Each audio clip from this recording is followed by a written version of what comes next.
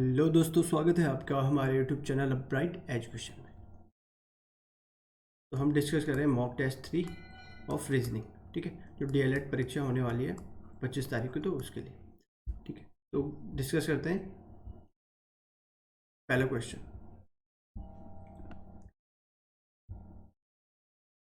पहला क्वेश्चन है number series से। ठीक है,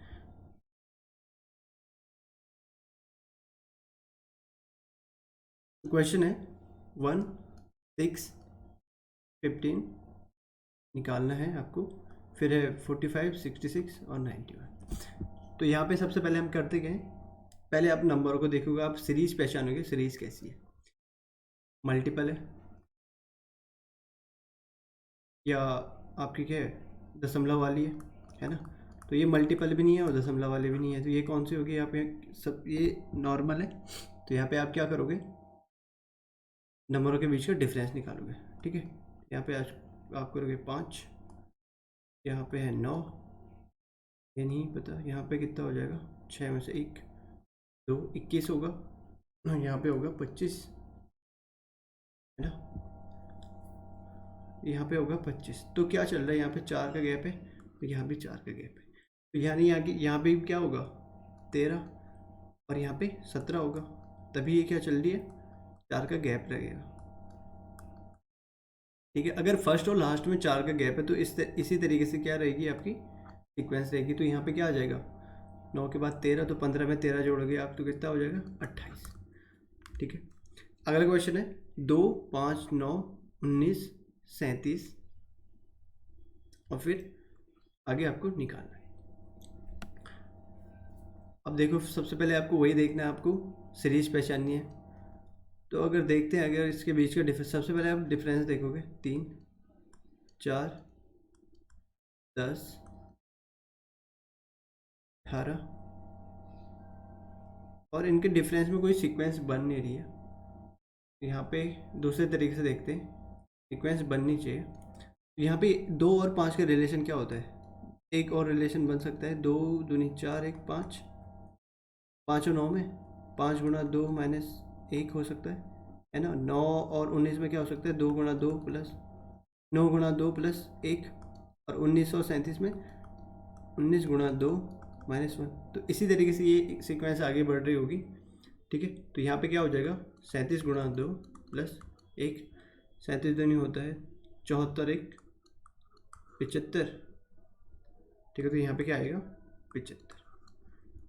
अगला क्वेश्चन है DEF HIJ MNO और आगे का आपका निकालना है। तो ये जो अल्फ़ाबेटिक सीक्वेंस होती है, इसको सीरीज होती है, इसको सॉल्व करने के लिए सबसे अच्छा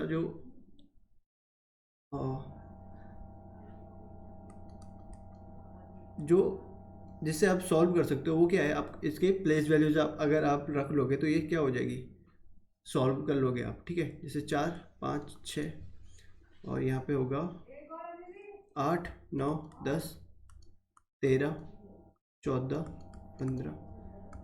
तो यहाँ पे क्या हो रहे हैं, जो नंबर जो अल्फ़ाबेट है वो क्या है, कॉन्जिक्यूटिव है, यानी क्रमागत है। अब देखते हैं इनके बीच का डिफरेंस क्या हो रहा है। जैसे 4, 5, 6 है, उसके बाद 2 का डिफरेंस आ रहा है, फिर 8, 9, 10 जा रहा है, फिर यहाँ पे 3 का डिफरेंस आ रहा है ना, 13 के बाद हो रहा है स्टार्ट। तो यहाँ पे क्या हो जाएगा, यहाँ पे है 2 का डिफरेंस, यहाँ पे 3 का डिफरेंस, तो यहाँ पे कितना होगा 4 का, यानी 19 से स्टार्ट होगा और 20, 21 जाएगा। 19 पे होता है STU, तो इसका आंसर होगा STU। ठीक है, जो मोस्ट इम्पॉर्टेंट जो टाइप है ये वाला है, आपको ये ध्यान रखना है। इसको बनाते कैसे हैं, देखो आपको एक सीक्वेंस दी गई है जहाँ से आपको क्या करना है,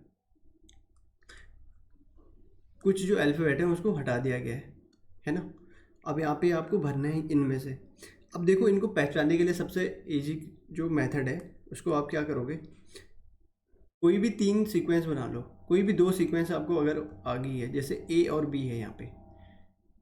ठीक है, 1-2 सीक्वेंस आपको ऐसी बनानी है जो क्या है, कन्फर्म है इस सीरीज में। ठीक है, जैसे A के बाद B है, ये तो कन्फर्म है, यहाँ पे भी है, और B के बाद फिर से A है जो यहाँ पे है ना, BA और AB, इस तरीके से ABA है ना। तो यहाँ पे क्या कर लोगे आप, जैसे 2, 4, 1, 5। ठीक है, यानी AB और बी ए का क्या है, कॉम्बिनेशन ऐसा होना चाहिए। तो यहाँ पे अगर आप यहाँ पे क्या रखोगे, A B A B A B A B, ठीक है, या तो इस तरीके से ए बी या इस तरीके से होगा। अब बी ए तो हो नहीं सकता क्योंकि लास्ट में भी आना चाहिए आपका बी ए, तो यहाँ पे ख़त्म है ये, यानी क्या होगी सीक्वेंस ए बी के फॉर्म में।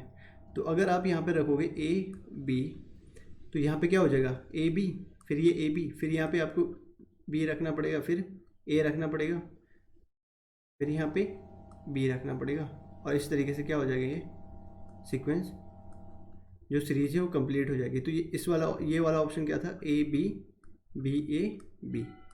तो यहाँ से आप चेक कर सकते हो A B B A B. तो ये होता है इसको सॉल्व करने का सही तरीका, ठीक है। आपको जो अल्फ़ाबेट है उनको देखना है, वहाँ पे आपको पेयर बनाना है उसके, ठीक है। जो कंफर्मेशन आपको मिल रही है उसके हिसाब से आप वो सीरीज भर दोगे, ठीक है।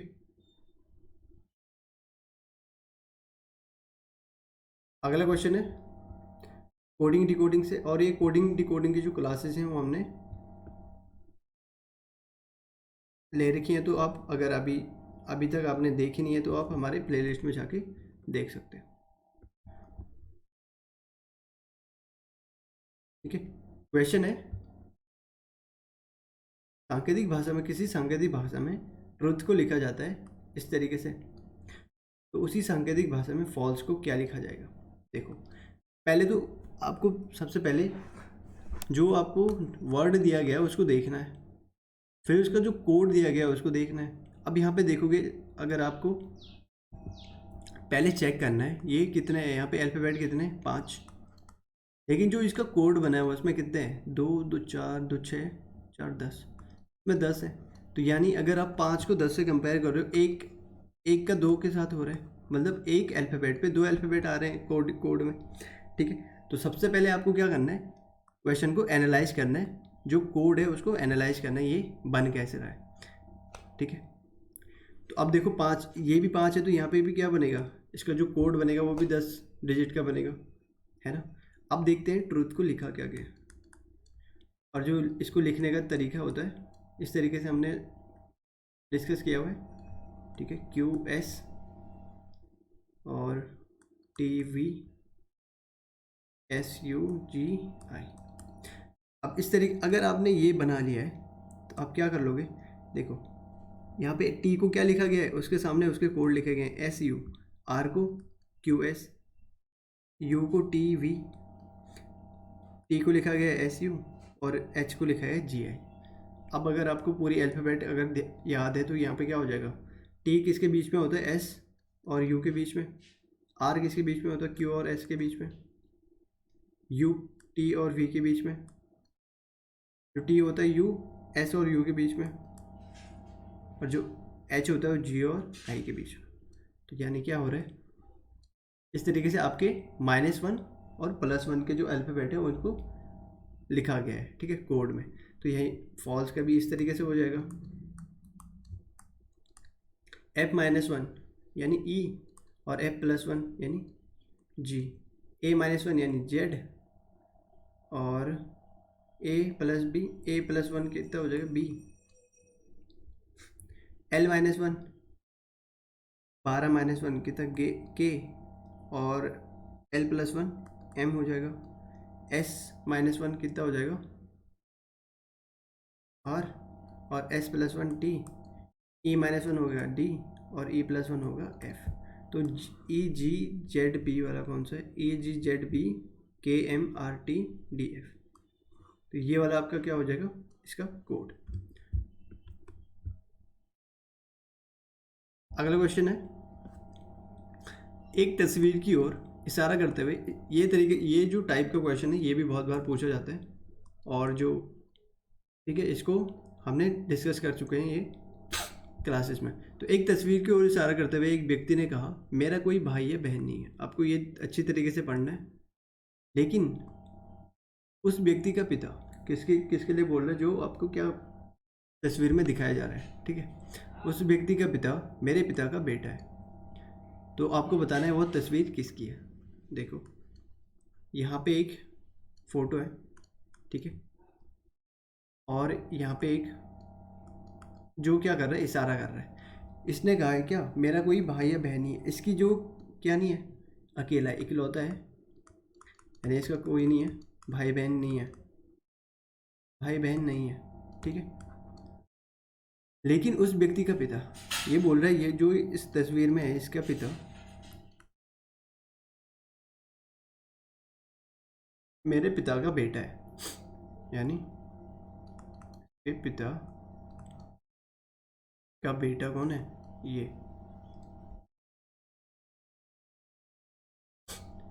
जो तस्वीर में है इसके पिता का बेटा है, ठीक है। तो ये कौन होगा, ये मेरे पिता का बेटा है, तो ये कौन होगा इसका, ये स्वयं ही तो होगा। देखो, इसकी कोई क्या नहीं है, भाई बहन नहीं है। इसने बोला उस व्यक्ति का पिता, इसका पिता, इसका पिता मेरे पिता का बेटा है,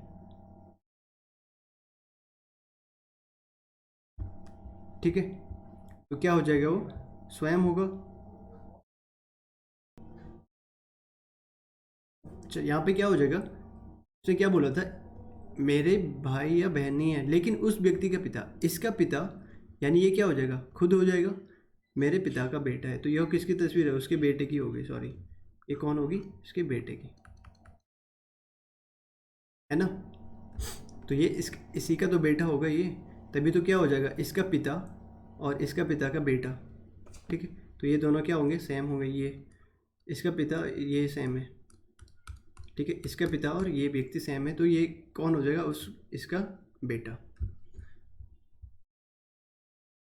अगला क्वेश्चन है, पी क्यू का बेटा है जबकि क्यू और आर एक दूसरे की बहन है, ठीक है। टी आर की माँ है, यदि एस टी का बेटा है, तो यहाँ पे बताना है आपको कौन सा कथन सही है, ठीक है। पी क्यू का बेटा है, पी क्यू का बेटा जो जो क्या है, जबकि क्यू और आर एक दूसरे की बहन है, यानी ये दोनों बहनें होंगी, ठीक है। टी आर की माँ है, तो अगर टी माँ है आर की, तो क्यू की भी माँ हो जाएगी टी। यदि एस टी का बेटा है, ठीक है, इनका भाई बना लेते हैं एस, टी का बेटा है एस, ठीक है, तो इनका भाई हो जाएगा। तो निम्न कथनों में से कौन सा सही है, ठीक है। टी क्यू का भाई है, टी क्यू का भाई नहीं, टी तो क्या है, क्यू की माँ है ना।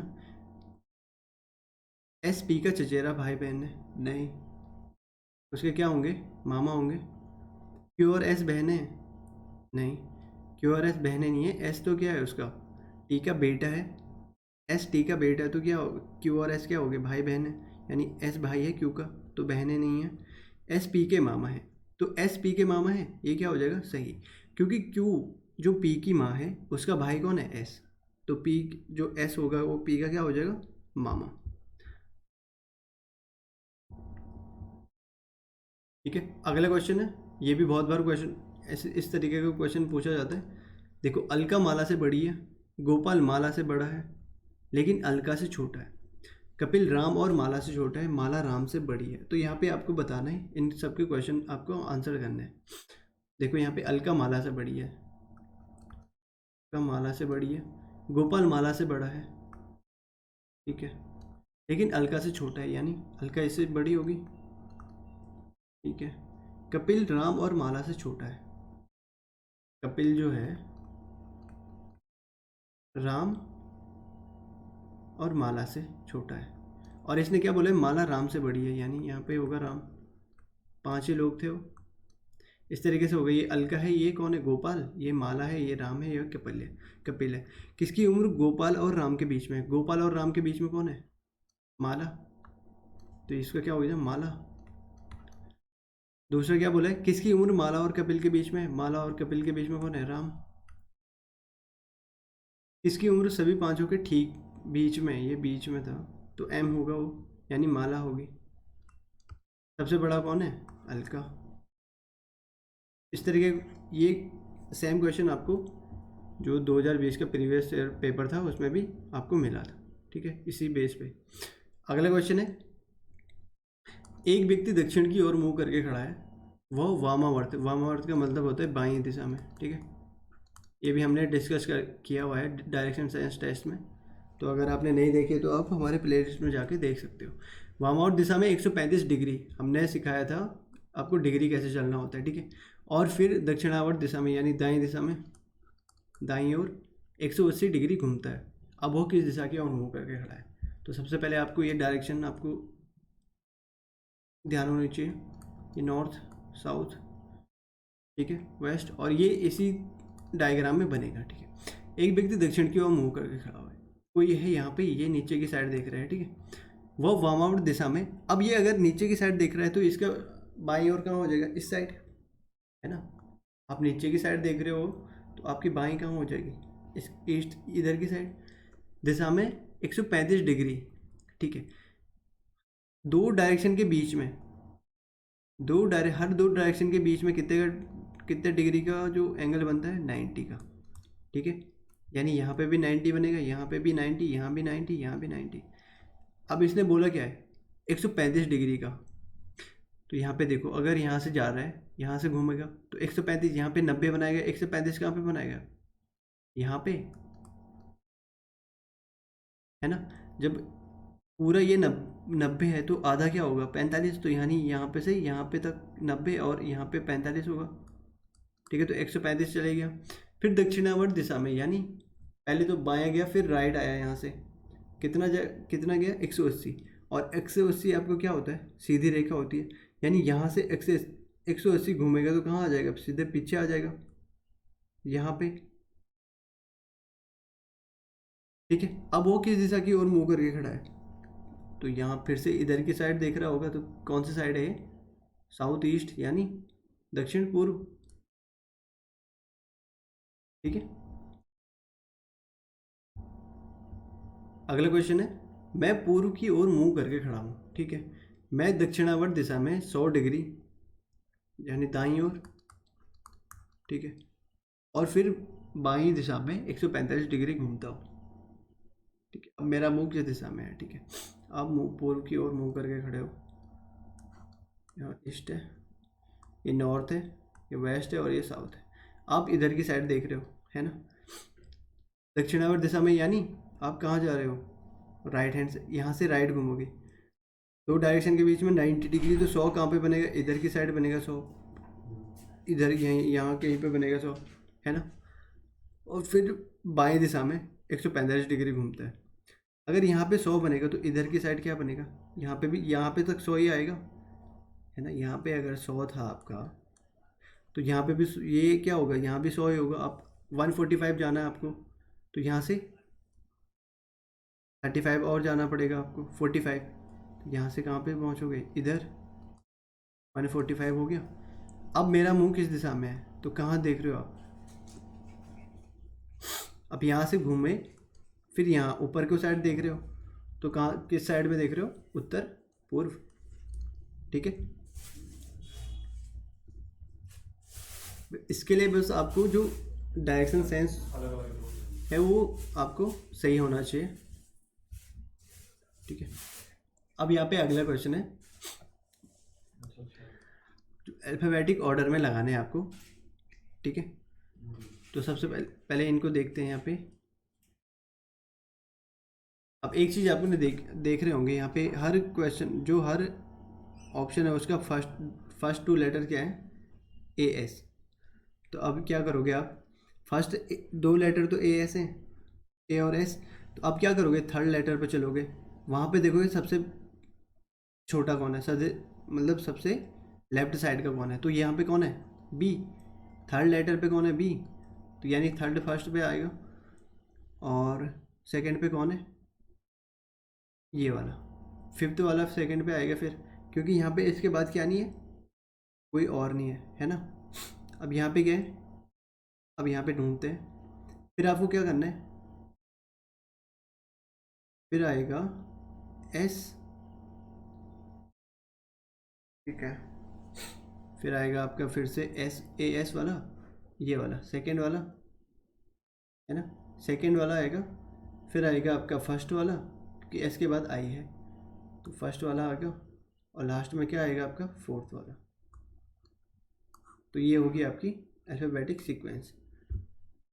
अगला क्वेश्चन है, अंग्रेजी वर्णमाला में दाएं से 22वें वर्ण के दाएं 14वां वर्ण है।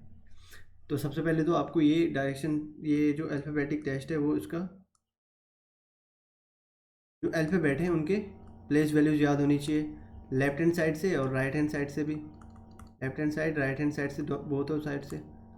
और इसकी एक ट्रिक रख लो, जो आपका अल्फ़ाबेट होता है उसकी लेफ्ट हैंड, एक ही अल्फ़ाबेट की left hand side plus right hand side की जो प्लेस वैल्यू होती है वो कितनी होती है, 27। यानी अगर किसी की भी आपको लेफ्ट हैंड साइड से पता है तो राइट हैंड साइड से निकालने के लिए आप क्या करोगे, राइट हैंड साइड जो टोटल है उसमें से क्या करोगे, लेफ्ट हैंड साइड की प्लेस वैल्यू घटा दोगे। अब यहाँ पे दाएं से 22वें, तो दाएं से 22वें आपको नहीं आता है अगर, तो दाएं से 22वें हमने क्या बोला, लेफ्ट और राइट का क्या होना चाहिए, 27 होना चाहिए। यानी यहाँ पे 27 बनाने के लिए आपको लेफ्ट हैंड साइड से कौन सा चाहिए, 5। तो लेफ्ट हैंड साइड से 5वां होता है ई, है ना। तो ई क्या होगा वहाँ पे, राइट हैंड साइड से 22वां, ठीक है। लेफ्ट और राइट का जो प्लस होना, वो जो सम होगा वो कितना होगा, 27। तो 22 में 27 बनाने के लिए आपको क्या जोड़ना पड़ेगा, 5। और फिफ्थ पे कौन होता है, ई, ठीक है। तो left hand right hand side से 22वां कौन होगा, ई, ठीक है। तो ई के वह वर्ण के दाएं 14वां वर्ण, ठीक है। ई के दाएं 14 करोगे, ई के दाएं आपको क्या जाना पड़ेगा, 14। यानी 14, ये 5 है तो 14 और जाओगे तो 19वें पे पहुँचोगे, और 19वें पे कौन होता है, एस, है ना। तो कौन सा आएगा, एस। अब यहाँ पे देखो इसका सीधे ट्रिक, जब पूरी अल्फ़ाबेट की बात की गई है, ठीक है, तो क्या करते हो आप, बोथ सेम डायरेक्शन है तो सेम डायरेक्शन क्या हो जाती है, माइनस हो जाती है। यानी 22 में से आप क्या घटा दोगे, 14, तो कितना है, 8, 8 बचेगा। तो अब देखना है राइट हैंड साइड से 8वां कौन होता है, राइट हैंड साइड से 8वां, राइट हैंड साइड से 8वां निकालने के लिए आप क्या करोगे, 27 में से 8वां घटा दो तो लेफ्ट हैंड साइड से जो इसके बीच का आएगा, तो यहाँ पे कितना है, 19वां, है ना। 27 में से 8 घटाओगे तो कितना है, 19वां। अभी हमने क्या डिस्कस करा था, left plus right place value क्या होती है, 27। तो इसलिए हम क्या कर रहे हैं, राइट हैंड साइड से अगर 8वां है तो लेफ्ट हैंड साइड क्या हो जाएगी, 27 माइनस 8 यानी 19वां। तो लेफ्ट हैंड साइड से 19वां कौन होता है, एस।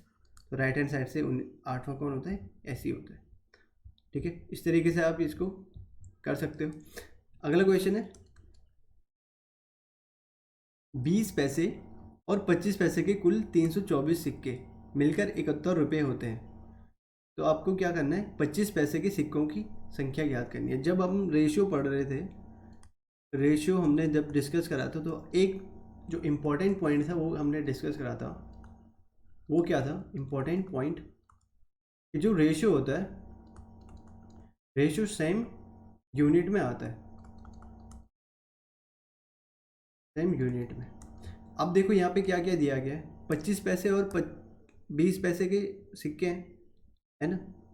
324 सिक्के हैं, लेकिन क्या बना रहे हैं, 71 रुपये। तो यहाँ पे 20 पैसे और 25 पैसे के क्या है, सिक्के जो क्या बना रहे हैं, रुपये 71।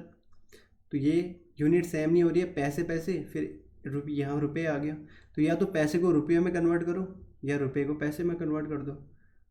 तो अगर आप देखते हैं, दोनों तरीक़े से हम करेंगे। जब पैसे को रुपये करेंगे और रुपये को पैसा करेंगे तो दोनों तरीके से देखेंगे, ठीक है। रेशियो सेम होना चाहिए, यानी यूनिट सेम होनी चाहिए। सेम यूनिट में आपका क्या होता है, रेशियो सॉल्व होता है। अगर यहाँ पे पैसे पैसे है तो यहाँ पे भी क्या होना चाहिए, पैसे होना चाहिए। अब देखते हैं, अगर 25 पैसे, एक आपको यहाँ पे ध्यान रखना है, एक फार्मूला, फार्मूला नहीं है, बेसिक है। देखो, अगर आपके पास 10 रुपये का सिक्का है, एक सिक्का है उसकी वैल्यू है 10, ठीक है, और आपके पास ऐसे 10 सिक्के हैं, तो आपके पास टोटल रुपीस कितने हो जाएंगे, मल्टीप्लाई कर दोगे तो कितना होगा, 100। यानी हमारा क्या आ रहा है, यहाँ से हमको क्या मिल रहा है, अगर आप वैल्यू ऑफ कॉइन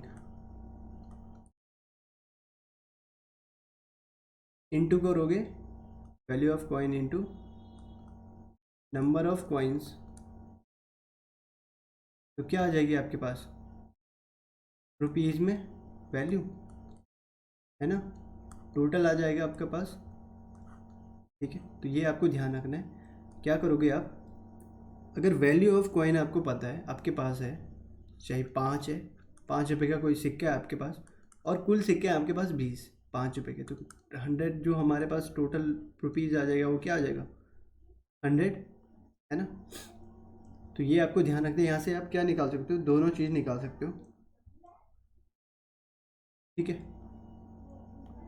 तो फिर ये बेसिक ही था। अब देखते हैं आपको सॉल्व कैसे करना है, कौन सी अप्रोच है आपको सॉल्व करना है। देखो, अगर आपके पास 25 पैसे और 20 पैसे हैं, तो पहले अगर आप इसको रुपये में बदलना चाहते हो तो रुपये में बदल दो। 25 पैसे है अगर, तो इसको रुपये में बदलने के लिए क्या करोगे, 100 से डिवाइड कर दोगे, यानी 20/100, ये रुपये हो जाएगा। तो 1/5 रुपये, तो 20 पैसे कितना होता है, 1/5 रुपये, ठीक है।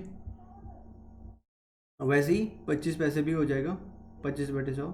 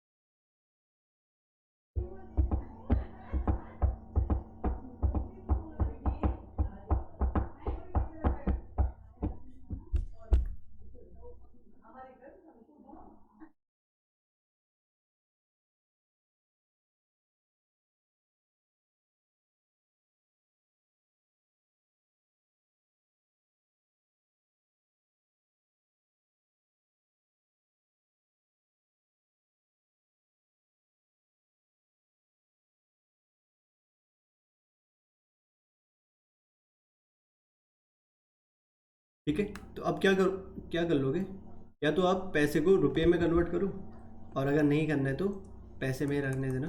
तो 25 पैसे इसी प्रकार क्या हो जाएगा, एक 25/100 यानी 1/4 रुपये।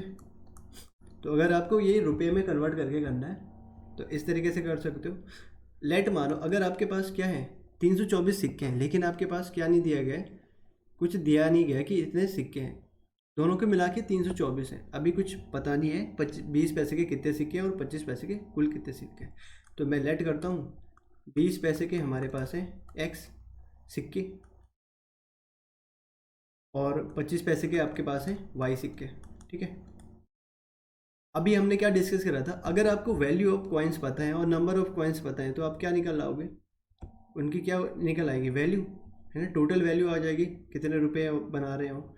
तो अगर आपके पास, यानी अब सिक्कों की संख्या कितनी है, अगर 20 पैसे के x हैं और 25 पैसे के y हैं, तो x + y कितना है टोटल मिला के, 324, यही तो दे रखा है हमारे पास। ये कुल सिक्के 20 पैसे और 25 पैसे के कुल सिक्के 324 हैं। अब यहाँ पे दूसरा देखते हैं, आपके पास रुपए कितने बना रहे हैं, 71। अगर ये रुपए, अगर इनको क्या करना है आपको पैसे में करना है तो कितना हो जाएगा, 7100। 1 रुपया 100 पैसे, तो 71 रुपये कितना हो जाएगा, 7100 पैसे। अब यहाँ पे क्या है, अगर आपको इसको पैसे ही में रखना है तो 20 पैसे, अगर 20 पैसे के आपके पास x सिक्के हैं तो वैल्यू क्या देगा, ये टोटल मनी क्या होगी, 20x, है ना। वैसे ही आपके पास अगर 25 पैसे के y सिक्के हैं तो वैल्यू क्या होगी, 25 × y। ये टोटल कितना है, इतना, है ना, 7100। अब यहाँ पे देखो, यहाँ से x की वैल्यू निकालो, ये सब्स्टिट्यूशन मेथड, 324 - y, x की जगह पे आप क्या रख लो, 20 × 324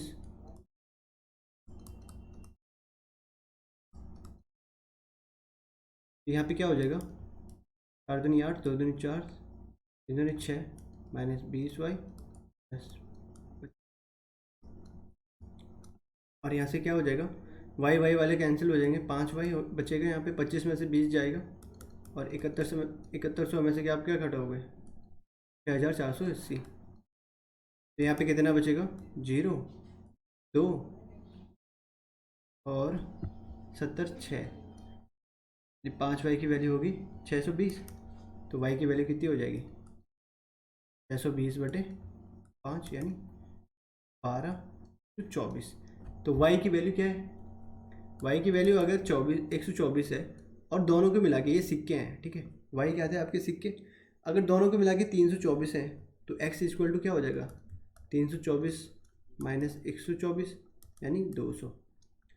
तो 20 पैसे के कितने सिक्के हैं, 200, और 25 पैसे के 124। अब आपके पास आपकी क्या आ गई, सिक्कों की संख्या भी आ गई है, तो आप क्या निकाल सकते हो इससे, टोटल आप उनकी वैल्यू निकाल सकते हो कितने रुपए बना रहे हैं, ठीक है। अगला क्वेश्चन है, ये पिछले वाले पेपर में भी आ रखा था, तो ये हमने यहाँ पे रख दिया। जैसे देखो, एक व्यक्ति के पास 1 रुपये के नोट, 5 रुपये के नोट और 10 रुपये के नोट, यानी आपके पास है 1 रुपया, 5 रुपये और 10 रुपये के नोट, ठीक है, और टोटल मिला के कितने रुपये बना रहे हैं। ये नोट है, ये आपको रेशियो नहीं दिया गया है पैसों का, ये नोट है ना, और प्रत्येक मूल्य के नोट बराबर है, यानी कि अब क्या बोल रहा हूँ, प्रत्येक मूल्य के नोट बराबर है, ये वैल्यू है, यहाँ पे नंबर ऑफ नोट्स है, तो कितने हैं, प्रत्येक बराबर है, यानी सब एक ही रेशियो में है। अब यहाँ पे क्या है, ये रुपए की थी, है ना, ये नोट है। अब हमने इससे पहले वाले क्वेश्चन में क्या डिस्कस करा था, वैल्यू ऑफ नोट्स या coins into number of notes या कॉइन्स क्या आ जाएगा, वैल्यू, टोटल वैल्यू रुपीज़ में आ जाएगी। तो अगर 1 रुपये के 1 नोट है आपके पास, तो रुपये कितने होंगे, 1, है ना। बस बेसिक से चीज़ें आपको थोड़ा सा ध्यान देना है। 5 रुपये के अगर आपके पास 1 नोट है तो रुपये कितने होंगे, 5 ही। और 10 रुपये के आपके पास 1 नोट है, 10 रुपये का 1 नोट है आपके पास, तो कितना रुपये होगा, 10। और इसका रेशो कितना, ये जो टोटल दिया गया है कितना है, 480। लेकिन यहाँ पे तो रेशियो में कितना दिख रहा है, 1, 5 और 10 के। अगर एक यूनिट की वैल्यू आप x रखते हो तो ये कितना हो जाएगा, 1x, 5x और 10x, यानी जो 480 है, इन तीनों को मिला के कितना होना चाहिए, 480। यहाँ पे होना चाहिए ये 205, 15, 1, 16, 16x की वैल्यू होनी चाहिए 480। 16x की वैल्यू 480 कैसे हो जाएगी, जब x की वैल्यू 480/16 होगी, यानी 30। x की वैल्यू 30 आ गई, तो यहाँ पे क्या हो जाएगा, 1x की वैल्यू 30, 5x की वैल्यू 150 और 10x की वैल्यू कितनी हो जाएगी, 300, ठीक है। तो ये कितना हो जाएगा, 480। अब यहाँ पे बोल रहा है उसके पास नोटों की कुल संख्या कितनी है। नोट तो आपके पास ये थे ना, 1, 1, 1। तो अगर आपके पास x की वैल्यू 30 है तो यहाँ पे क्या हो जाएगा, 30, 30 और 30, 90 नोट हो जाएंगे।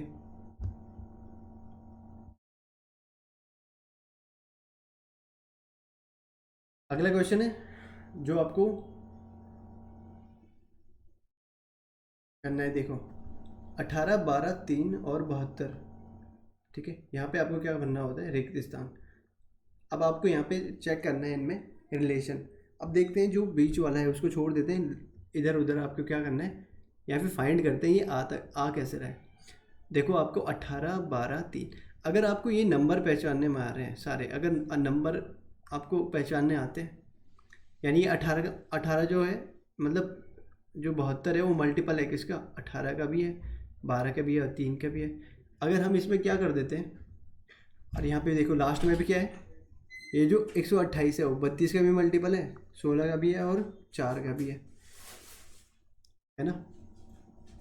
तो यहाँ पे क्या होगा, 16 से करने पे कितना आ रहा है, 16 8 होगा, और 32 से करने पे 4, है ना। और 18 72 कैसे बनाएगा, गुणा 4, और जो 12 है वो कैसे बनाएगा, गुणा 6, ठीक है। अब यहाँ पे देखो ये कैसे रिलेटिव है, देखो अगर आप 4 को 32, जो 32 है उसको 4 से डिवाइड कर दोगे तो कितना बच रहा है 8, और इसको इससे मल्टीप्लाई कर दोगे तो ये नीचे आ रहा है 128। सेम अगर क्या करोगे आप 16 को 4 से डिवाइड करते हो तो कितना बच रहा है 4, तो 32 को अगर 4 से मल्टीप्लाई करोगे तब भी 128 आ रहा है। लेकिन यहाँ पे देखो जो बीच वाला आपको निकालना है, सेम यहाँ पे भी होगा। देखो अगर आप 12 को 3 से डिवाइड करते हो तो कितना आ रहा है 4, और 18 को 4 से मल्टीप्लाई करोगे तो 72, ये भी आ रहा है। वैसे ही अगर आप यहाँ पे 3 और 18 को क्या कर देते हो, इनमें 18 को डिवाइड करते हो 3 से तो कितना आ रहा है 6, और 12 को उससे मल्टीप्लाई करोगे तो कितना आ जाएगा 72। लेकिन यहाँ पे क्या हो रहा है, यहाँ पे कोई एक ऐसी संख्या आएगी तो ये यहाँ पे नहीं बनेगा। देखो 24 का जो मल्टीपल है वो क्या नहीं होता है, 112 नहीं आता है। ठीक है, 24 का मल्टीपल नहीं होता है 112, यानी किसका होता है 14 का होता है। इन दोनों में क्या चल रहा है, ऊपर का और नीचे का जो मल्टीपल है, ये नीचे का मल्टीपल है, तो यहाँ पे इसमें क्या नहीं है, तो ये वाला सॉल्यूशन नहीं होगा। दूसरा वाला सॉल्यूशन क्या लगाएंगे हम, यानी बीच वाला, इससे ही मल्टीप्लाई करना पड़ेगा हमें, है ना। तो फर्स्ट और थर्ड को डिवाइड कर दो 6, और उसको दूसरे से मल्टीप्लाई कर दो 12 6 72 हो जाएगा। तो यहाँ पे कितना होगा, यहाँ पे भी देखो 16, 32 को 4 से डिवाइड कर दो 8 आएगा, और उसको 16 से मल्टीप्लाई कर दो 128 हो जाएगा। तो वैसे ही आपको क्या करना है, यहाँ पे 14 को 112 बनाने के लिए किससे मल्टीप्लाई करना है 8, और ये 8 कैसे आएगा, जब आप क्या करोगे, इसको डिवाइड कर रहे होंगे इस नंबर को इससे, तो यहाँ पे 8 आना चाहिए। तो किससे डिवाइड करोगे 24 को, कि 8 आएगा 3, है ना, तो आंसर हो जाएगा 3। नंबर आपको पहचाने आने चाहिए इसलिए। अब ये क्वेश्चन बहुत इंपॉर्टेंट है, जो आपको ठीक है, जहाँ पे आपको क्या दिया जाता है, एक क्लॉक दी जाती है और बोला जाता है आपको दर्पण में देखने पर इसमें बताना है टाइम कितना हुआ है। ठीक है, 9:30 बज रहा है, एक जो वास्तविक घड़ी है, दर्पण में देखने पर एक घड़ी में 9:30 हुआ है। अच्छा, दर्पण पे देखने पे हुआ है 9:30। ठीक है, यहाँ पे बना देते हैं, ये 12 है, ये 6, यहाँ पे 9 है, ये 3 है, 9:30 कर दो इसमें, तो यहाँ पे होगी सुई, यहाँ पे 10 है, यहाँ पे 11 है। अगर आप दर्पण में देखते हो कोई भी चीज़, अगर आप दर्पण में देखते हो तो आपको जो प्रतिबिंब दिखता है तो वो किस में, उसमें चेंजेस जो होते हैं किस प्रकार के होते हैं आपको, इस, है ना, इस वाली लाइन के, ये लंबवत, ये वाले, है ना। और जब आप किस में देखते हो, पानी में, तो कौन होता है समांतर, ये वाली। तो ये चीज़ें आपको ध्यान में देनी है। यानी अगर आप दर्पण यहाँ पे रख रहे हो तो ये 12 और 6 वाला क्या होगा, इसमें तो कोई चेंज नहीं होगा ना, इस 12 और 6 में ये वाली लाइन तो यहीं पे होगी क्योंकि दर्पण यहाँ पे रखा है। तो कौन सा चेंज होगा, खाली ये 9 का 3 की जगह पे जाएगा और 3 का 9 की जगह पे। अब यहाँ पे देखते हैं, यहाँ पे 8 है, यहाँ पे 7 है, ये 6 है, ये 5 है, 4 है, 3 2 और 1। अब देखो यहाँ पे कितना हो रहा है 9:30, यानी इधर की साइड होगा, थोड़ा सा यहाँ होगा, और यहाँ पे ये घंटे की सुई है, तो ये मिनट की सुई यहाँ पे होगी, है ना। अब हमने क्या देखा, अगर ये दर्पण है, प्रतिबिंब है, ये यहाँ पे बना है, मिरर पे बना है, तो यहाँ पे जो रियल इसकी वो होगी, वो किस साइड होगी।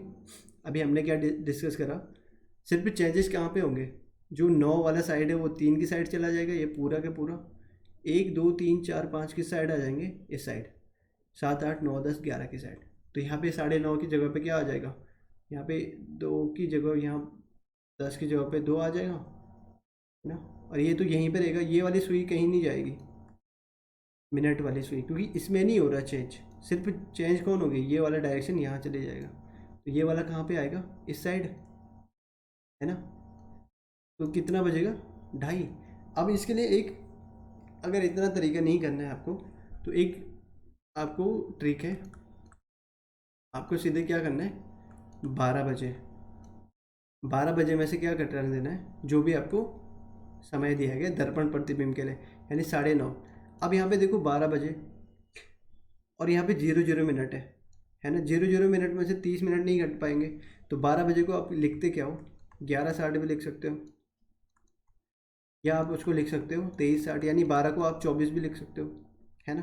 तो तो 1160 1360, अगर वो क्या है 12 से बड़ी कोई डिजिट आ रही तो आप 2360 वाला फॉर्मूला लगाओगे, है ना। अगर 12 से छोटे आ रहे तो यहाँ पे क्या करोगे 1160 का। अब देखो यहाँ पे 9 30 घटा दो, इसमें से 30 और 11 में से 9 गया तो 2 30, ठीक है। तो ये फॉर्मूला है आपका दर्पण प्रतिबिंब के लिए, ठीक है। 12 बजे या 24 बजे या 1160 या 2360 में से आप क्या कर लोगे, जो भी टाइम दिया गया है उसको घटा दोगे।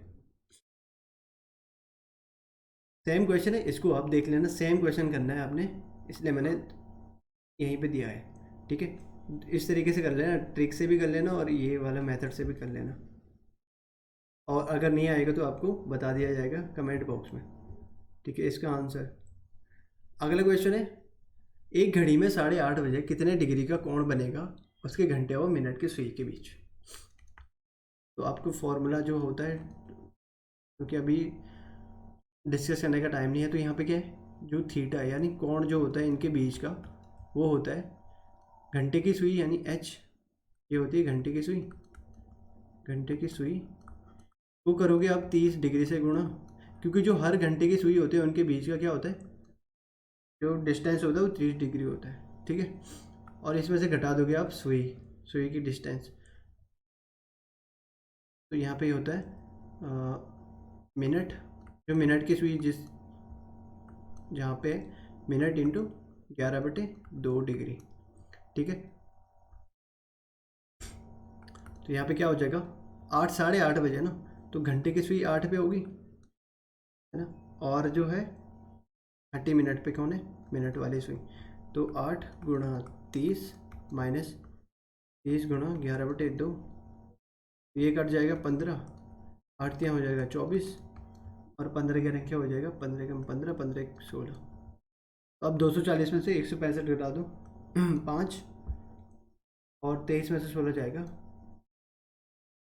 तो कितने डिग्री का कोण बन रहा है 75 का। 5 और 5 16 7, 23 और 1 24 16, ठीक है। तो 75 डिग्री का कोण बनेगा कहाँ पे, 8:30 के बीच, 8:30 बजे किसके बीच, उसके घंटे व सुई के बीच, ठीक। ये वाला क्वेश्चन, एक मीटिंग में जो है 45 लोग हैं, एक दूसरे के साथ हाथ मिलाते हैं, तो बताना है कितनी बार हाथ मिलाएंगे। तो ये हमने क्या करा था, नॉर्मल 4 लोगों में समझते हैं, ठीक है। अगर आप बेसिक समझ गए तो आप इसको भी समझ जाओगे, और ट्रिक तो आपको पता ही है। अगर ये आदमी क्या करेगा, सबके साथ हाथ मिलाएगा, तो कितनी बार हाथ मिलाएगा, एक बार इससे मिलाएगा, एक बार इससे, एक बार इससे, यानी 3। ये आदमी मिला रहा है 3 बार, ये आदमी कितनी बार मिलाएगा, अब इससे तो मिलाने नहीं जाएगा क्योंकि ये इसने तो मिला दिया, यानी 2 बार मिलाएगा ये वाला आदमी, ये मिलाएगा 2 बार, और ये कितनी बार, 1 बार, और ये तो मिला चुका है सबके साथ। तो 4 आदमी ने कितने बार मिलाया, 3 और 3 6 बार। और दूसरी तरीके से आप क्या लिख सकते हो इसे, 4 गुणा आप उसके पीछे का नंबर और बटे 2, एक माइनस करके मल्टीप्लाई कर दो, तो 2 दूनी 4, और 4 माइनस 1 3, तो 3 दूनी 6 हो जाएगा, ठीक है। तो अब इसके लिए ट्रिक क्या है, n इंटू एन माइनस 1/2, कुल संख्या और कुल संख्या में से एक घटाने पर और बटे 2 करने पर आपका क्या आ जाएगा, आंसर आ जाएगा। और बेसिक ये इस तरीके से आप समझ सकते हो। देखो 45 लोग थे, 45 में से एक घटा दोगे 44, और बटे 2 कर लोगे तो 22, तो 22 पंजे 110, और 22 को 88 10, 88 11 99, तो कितनी बार मिलाएंगे, 990 बार हाथ मिलाए गए हैं उस मीटिंग में, ठीक है, 45 लोगों के द्वारा। 2 साल पहले रीना और रानी की आयु का अनुपात 2:5 था, ठीक है। 2 साल पहले, अगर आपको सबसे पहले, अगर आपको आज की डेट, चलो ठीक है 2 साल पहले, तो यहाँ पे क्या हो जाएगा, अगर आपकी जो रीना है, रीना की आज की डेट जो एज है वो x है, तो 2 साल पहले की क्या हो जाएगी x-2। जो रानी है अगर उसकी y है, तो वो 2 साल पहले की एज क्या हो जाएगी, अच्छा इनका तो रेशियो दिया गया था, ठीक है। यहाँ पे 2x-2 हो जाएगा, सॉरी, ये क्या हो जाएगा 5x-2, और 2-3 साल बाद उनकी जो आयु है उनका अनुपात क्या है, 1/2। 3 साल के बाद कितना है, x+2 और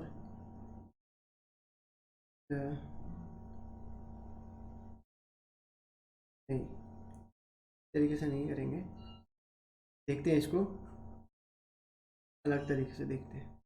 देखो, अगर आपको परसेंटेज पता है तो आप क्या कर सकते हो, पास्ट में जा सकते हो और फ्यूचर के लिए कर सकते हो, है ना।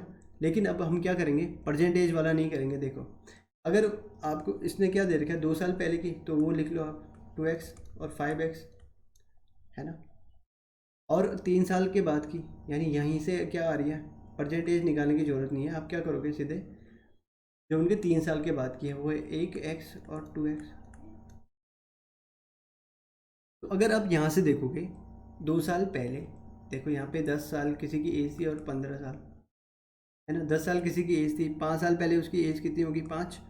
और इसके बाद यहाँ से 10 साल बाद, 5 साल बाद कितनी होगी, 15। तो अगर आप यहाँ से परसेंटेज बना के सीधे जो पास्ट की थी फ्यूचर में चले जाओगे तो कितना जाना पड़ेगा आपको, 10, है ना। 5 से आपको 10 जाना है। तो सेम यहाँ पे भी करना है आपको, परसेंटेज में नहीं जाना है। यहाँ पे कहाँ जाओगे आप, सीधे पहले आप यहाँ से दो एज थी यहाँ पे 2 साल और यहाँ पे 3। तो यहाँ पे टोटल अगर आप यहाँ 2 साल पहले से 3 साल बाद जाओगे तो आपको कितना जाना पड़ेगा, 5 साल, है ना। और ये रेशियो का क्वेश्चन अब इसी तरीके से सॉल्व होगा। देखो, अब यहाँ पे क्या होना चाहिए, दोनों में 5-5 साल बड़ा होगा। इनमें देखते हैं इनका बीच का डिफरेंस जो रेशियो में है। तो यहाँ पे कितने का आ रहा है, 3, और यहाँ पे 1 का। तो ये आपको क्या करना है, इक्वल करना है। इक्वल करने के लिए ट्रिक क्या थी, इनके बीच नीचे वालों के रेशियो के बीच का डिफरेंस को आप क्या कहाँ करोगे, ऊपर वाले के रेशियो के साथ, और ऊपर वाले के रेशियो के बीच का डिफरेंस नीचे वाले रेशियो के साथ। यहाँ ऊपर कितना हो जाएगा, 2x 5x, नीचे 3x 6x। देखो अब हो चुका है, इनके बीच का डिफरेंस कितना आ रहा है, 1 और रियल लाइफ में कितने का डिफरेंस है, 5 साल का। यानी x की वैल्यू कितनी होगी, 5। तो यहाँ पे क्या हो जाएगा, ये 10 और ये 25, ये कितना हो जाएगा, 5 या 15 और 5 के 30। तो यहाँ पे बताया गया उनकी वर्तमान आयु क्या थी। ये तो 2 साल पहले की थी ना, उनकी वर्तमान आयु तो यहाँ पे थी। तो अगर 2 साल पहले 10 थी तो आज कितनी होगी, 12। और 2 साल पहले 25 थी तो इसकी एज कितनी होगी, 27। इनकी एज क्या थी, 2 साल मतलब एज क्या थी, 12 और 27। ठीक है। अगर आपको ये वाला समझ नहीं आए तो आप रेशियो वाले चैप्टर में देख सकते हो हमारे, वहाँ पे हमने बेसिक से इसको डिस्कस किया हुआ है। अगला क्वेश्चन है फिर से नंबर सीरीज, वो अल्फ़ाबेटिक सीरीज का, BEHKNQTWZ। तो इसको सबसे पहले आपको क्या करना है, हाँ इनकी प्लेस वैल्यू रख लो, 5, 8, ये होता है 11, 14, 17, 20, 23 और 26। यहाँ पे देखते हैं 3-3 का गैप है ना। सब में 3-3 का गैप है। नंबर पहचानने में आना चाहिए आपको और प्लेस वैल्यू याद होनी चाहिए। और यहाँ पे क्या हो रहा है, 8-3 11, 17-3 20। तो यहाँ पे भी कितना होगा, सो अब यहाँ पे देखो 26 के बाद 29 आ रहा है, 26 में 3 जोड़ के यानी 29 आएगा। आप बोलोगे 29 पे कौन सा अल्फ़ाबेट होता है। तो एक चीज़ यहाँ पे फिर से नोट करो, A to Z अगर 1 से 26 तक आपके क्या हो रहे हैं, अल्फ़ाबेट ख़त्म हो जाते हैं। तो 27 में से फिर से कौन हो जाता है स्टार्ट, A, यानी Z कौन से नंबर पे आएगा, फिर 52वें नंबर पे। ठीक है। तो इस तरीके से 29वें वो कौन सा आएगा, 27वें पर अगर A है तो 29वें पर कौन आएगा, C, यानी तीसरा। और फिर 23 के बाद कितना आ रहा है, 26 आएगा, यानी Z आना चाहिए, है ना। और 26 के बाद 29,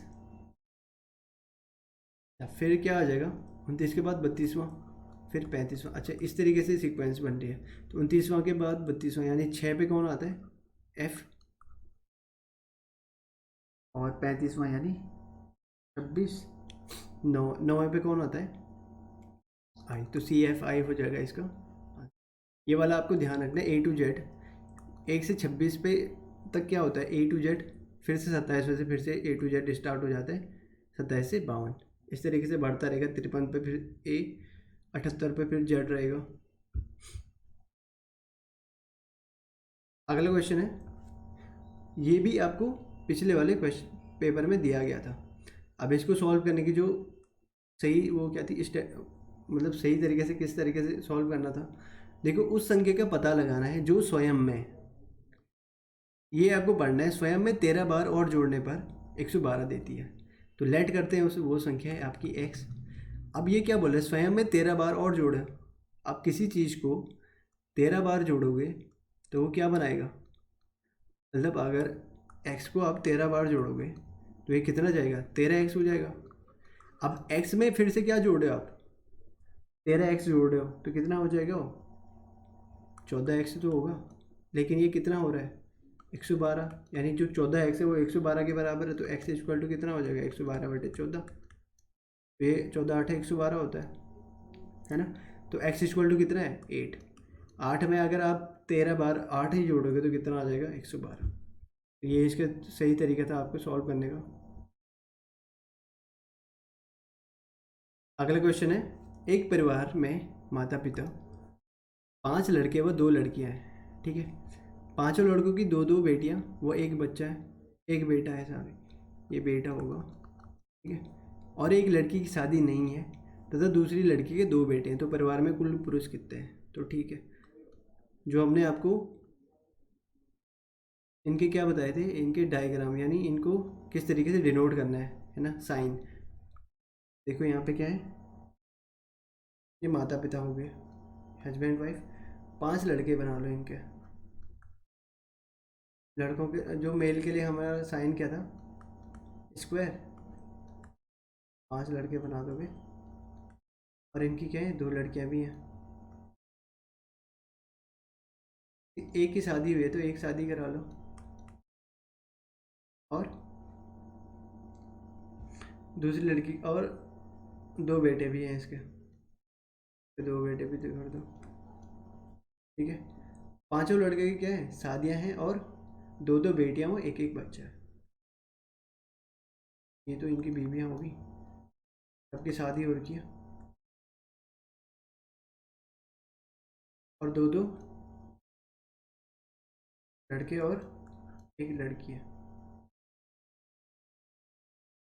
2 बेटियां हैं, सॉरी, 2 बेटियां और एक बेटा है।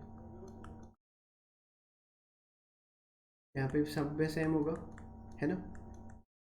इसी तरीके से आपको सॉल्व करने हैं, इसमें और कुछ नहीं लगा सकते आप। और अगर आपको ऐसी, अब देखो यहाँ पे क्या पूछा गया है, परिवार में कुल कितने पुरुष हैं। तो देखते हैं, पुरुष गिन लेंगे, 1 2 3 4 5 6 7 8 9, ये भी होगा, 10 11 12 13 14। तो कितने पुरुष हैं टोटल, 14, ठीक है। तो इसी तरीके से आपको क्वेश्चन पूछे जा सकते हैं। अगला क्वेश्चन है, ठीक है, ये भी आपका जो मोस्ट इम्पोर्टेंट टाइप है। यदि राघव 50 लोगों की पंक्ति में बाएं से 15वें स्थान पे है तो दाएं से कितने स्थान पे होगा। एक चीज़ आपको ध्यान रखनी है, जब भी आपको ये सीक्वेंस वाला क्वेश्चन पूछा जाएगा, आपको एक चीज़ ध्यान रखनी है फिर से, लेफ्ट किसी आदमी की या किसी अल्फ़ाबेट की, किसी की भी आपको लेफ्ट एंड राइट से अगर पोजिशन निकालनी है, इनका सम क्या होता है, जो टोटल नंबर होता है उससे एक ज़्यादा आती है हमेशा। जैसे आप अल्फ़ाबेट में देख लो, अगर आपको ए की देखनी है, ए की लेफ्ट हैंड साइड से होती है एक पोजीशन, राइट हैंड साइड से होती है 26, है ना, पोजीशन। तो इनका सम कितना हो रहा है, 27। तो ये टोटल तो अल्फ़ाबेट हमारे पास 26 होते हैं, तो 26 से एक ज़्यादा। तो यही है, किसी की भी अगर आपको लेफ्ट हैंड साइड और राइट हैंड साइड से प्लेस वैल्यू देखनी है तो वो क्या होता है, टोटल से एक ज़्यादा। तो यानी अब 50 लोग हैं टोटल, और राघव 15वें स्थान पे है बाएं से, तो दाएं से कितने स्थान पे होगा। तो यहाँ से देख लो, इसी में रखते हैं, यानी उसकी जो प्लेस वैल्यू होगी वो कितनी होगी, टोटल से एक ज़्यादा होनी चाहिए। यानी 50 अगर लोग हैं तो ये टोटल लेफ्ट प्लस राइट होके 51 होना चाहिए, है ना। अगर वो 15वें से बाएं से 15वें है तो यहाँ से राइट निकाल दोगे तो कितना आ जाएगा, राइट इक्वल टू कितना, 51 में से 15 घटा दो, 36वां नंबर आ जाएगा उसका। ठीक है। अगला क्वेश्चन है 6C7 8F10 11J10 12 14 15 O 19। अब देखना है आपको ये सीक्वेंस किस तरीके से रखा गया है। पहले तो आप सबसे पहले जो नंबर है उनमें देख लो, फर्स्ट वाला है 2, यहाँ पे है 3, यहाँ पे 4, लास्ट वाले क्या चल रहा है +1, इस तरीके से ना। और 7 3 10 4 14, ठीक है। लास्ट का देखते हैं, 10 4 14 14 5 19। अगर यहाँ पे 19 है, फर्स्ट वाले में क्या जुड़ा है 4, यहाँ पे जुड़ चुका है, तो 15 के बाद कितना जुड़ेगा 5, तो 20 आएगा फर्स्ट लेटर। यहाँ पे 5 जुड़ चुका है, लास्ट 14 5 19 होता है, तो 19 के बाद कौन सा लेटर जुड़ेगा 5 के बाद, यानी 6, यानी 25 होगा। अब बीच वाला देखते हैं जो अल्फ़ाबेट आएगा, ठीक है। सी के बाद एफ आ रहा है, यानी 3 के बाद 6, 6 के बाद 10 आ रहा है, जे के बाद आ रहा है 15, यानी अब क्या होना चाहिए 3 हो चुका है, 4 भी हो गया, 5 भी हो गया, तो अब क्या आएगा 6, यानी यू 21। 15 में आप 6 जोड़ोगे तो 21 20 यू 25 आएगा।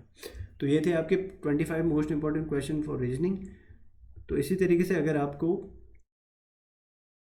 यहाँ पे आपको ऑप्शन दिख रहे होंगे, यहाँ से आप क्या कर सकते हो, हमारे प्लेलिस्ट में जाके आप सारे जो हमारे मॉक टेस्ट चल रहे हैं जीएस, रीजनिंग और मैथ्स के, वहाँ से आप अपनी तैयारी देख सकते हो किस तरीके की आपने तैयारी कर रखी है। ठीक है, तो मिलते हैं आपको अगली वीडियो में।